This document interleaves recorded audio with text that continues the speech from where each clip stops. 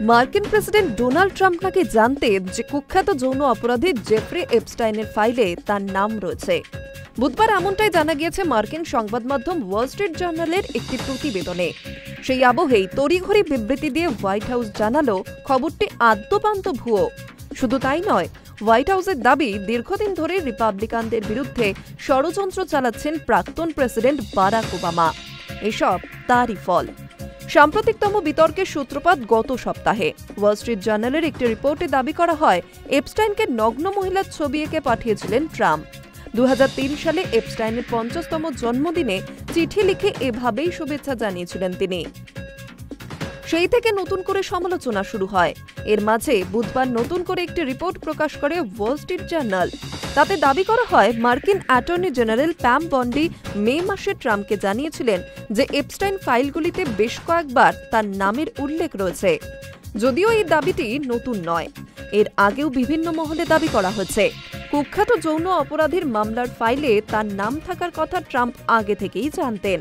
তা সত্ত্বেও তড়িঘড়ি বিবৃতি দিয়ে ওয়াল স্ট্রিট জার্নালকে জবাব দেয় হোয়াইট হাউস। হোয়াইট হাউসের তরফে জানানো হয়েছে প্রতিবেদনটি ভুয়ো। হোয়াইট হাউসের এক কর্তা সংবাদ মাধ্যম CNN-কে বলেন, আমরা এতে অবাক হইনি, কারণ দেশের বিচার বিভাগ এখনো অবধি মামলার সঙ্গে সম্পর্কিত যা যা তথ্য প্রকাশ্যে এনেছে তাতে ট্রাম্পের নামের উল্লেখ রয়েছে। কিন্তু প্রেসিডেন্ট যে আদতে কোনো অন্যায় কাজের সঙ্গে জড়িত ছিলেন এমন কোনো প্রমাণই নেই। হোয়াইট হাউসের আরও এক কর্তা স্টিভেন চিউয়েং-এর কথায় প্রতিবেদনটি পুরোপুরি ভুয়ো। ট্রাম্প অনেক আগেই এপস্টাইনের সঙ্গে সমস্ত সম্পর্ক ছিন্ন করেছিলেন। তার বিকৃত মানসিকতার কথা জানতে পারার পর এপস্টাইনকে মার-আ-লাগো ক্লাব থেকে বার করেও দিয়েছিলেন ট্রাম্প। আদতে এসব ডেমোক্র্যাট এবং উদারপন্থী সংবাদ মাধ্যমের বানানো ভুয়ো খবর ছাড়া আর কিছুই নয়। এই বিষয়ে কথা বলতে গিয়ে ওবামার রাশিয়া গেট কেলেঙ্কারির প্রসঙ্গও টেনে এনেছে হোয়াইট হাউস।